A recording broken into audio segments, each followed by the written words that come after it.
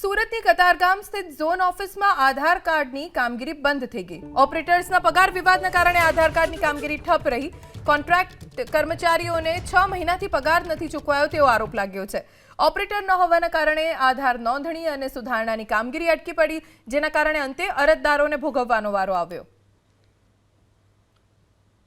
તો એજન્સી દ્વારા જો સેલેરી ન મળવાને કારણે પહેલા 4 ઓપરેટર બેસતા હતા, પછી 31 ડિસેમ્બર પછી 2 ઓપરેટર બેસતા હતા। 31 ડિસેમ્બર 2025ના રોજ એ પણ ઓપરેટર ચાલ્યા ગયા।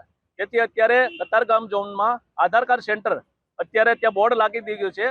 કોમ્પ્યુટર ન હોવાને કારણે સેન્ટર બંધ છે। તો આમ જનતા ડેઈલી લગભગ 200 થી પબ્લિક આસપાસ આવે છે અને ત્યાં 2 ઓપરેટર હોવાને કારણે 100 થી 125 જણનું કામ થતું હતું, પણ એ પણ 1 જાન્યુઆરીથી એ પણ બંધ થઈ ગયું।